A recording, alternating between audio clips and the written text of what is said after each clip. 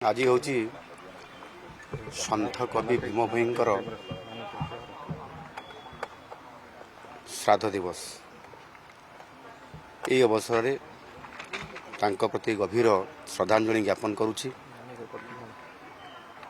ସନ୍ଥ କବି ଭୀମ ଭୋଇ କେବଳ ଜଣେ ମହାନ କବି ବା ସନ୍ଥ ନଥିଲେ, ସେ ଥିଲେ ମାନବତା, କରୁଣା ଏବଂ ସାମାଜିକ ନ୍ୟାୟର ଶକ୍ତିଶାଳୀ ସ୍ୱର।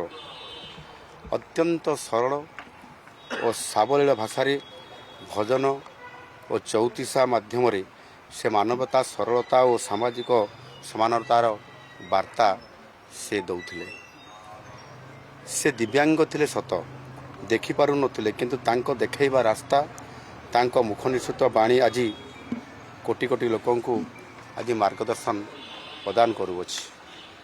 ସେ ଜୀବଜଗତର ଦୁଃଖରେ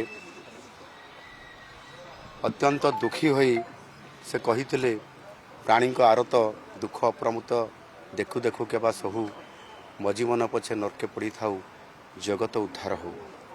ଏହି ମହାନ ଚିନ୍ତାଧାରା ଆଜି ସନ୍ଥ କବିଙ୍କୁ ଆଜି ବିଶ୍ୱବିଦିତ କରିଛି। ଏଭଳି ଚିନ୍ତାଧାରା କେବଳ ଜଣେ କବି କିମ୍ବା ଲେଖକ ପକ୍ଷରେ ସମ୍ଭବ ନୁହେଁ। ଏହା କେବଳ ଜଣେ ସନ୍ଥ ହିଁ କରିପାରିବେ। ଅନ୍ଧ ହୋଇ ମଧ୍ୟ ତାଙ୍କର ଜ୍ଞାନ ଓ ଭକ୍ତିଭାବ ସାରା ଓଡ଼ିଆ ସାହିତ୍ୟକୁ ସମୃଦ୍ଧି କରିବା ସହିତ ସାରା ବିଶ୍ୱକୁ ସମୃଦ୍ଧ କରିପାରିଛି।